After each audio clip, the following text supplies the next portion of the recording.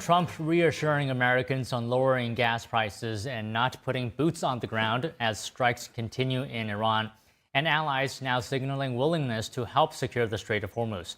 Joining us now live is NTD's White House correspondent, Iris Tao. Iris, good afternoon. What is the latest from President Trump's meeting with the Japanese Prime Minister today? Good afternoon to you as well, Don. So the president in his meeting today is praising Japan for what he calls is tremendous support, as well as for, quote, stepping up to the plate on Iran. It comes as Japan is joining 5 other nations, including, for example, Germany, Italy, France, UK, and the Netherlands, to issue a joint statement today saying that they are ready now to support what they call appropriate efforts to reopen the Strait of Hormuz. Of course, it marks a shift in stances after these nations first showed reluctance upon being called by President Trump to join efforts to help secure the key waterway. And here's the president talking about that today. Watch. We're defending the strait for everybody else. And then in the case of NATO, they don't want to help us defend the strait, and they're the ones that need it. But now they're getting much nicer because they're seeing my attitude. They're getting much nicer. But it's, as far as I'm concerned, it's too late. I firmly believe that it is only you, Donald, who can achieve peace across the world.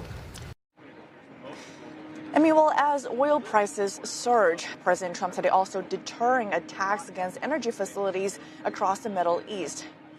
Iran is right now retaliating against Israel after Israel struck one of Iran's major gas fields. And President Trump today, while saying that Israel will stop launching attacks against Iran's gas fields, he's also warning Iran that if it continues to hit neighboring countries, especially if it again hits Qatar, the U.S. will, quote, blow up the entirety of Iran's gas field. Meanwhile, the president also reassuring Americans that gas prices will come down soon and that he does not plan to send U.S. troops on the ground. Watch.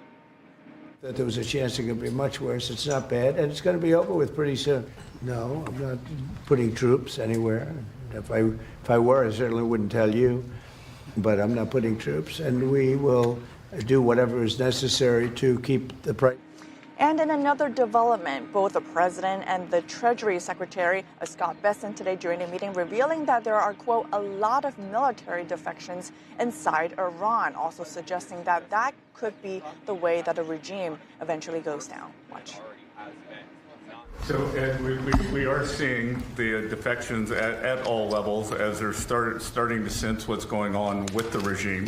It doesn't get reported here in the U.S. very well, but we are trouncing them from the air, and the regime will probably collapse within itself. You have a lot of military defections in Iran. I don't blame them.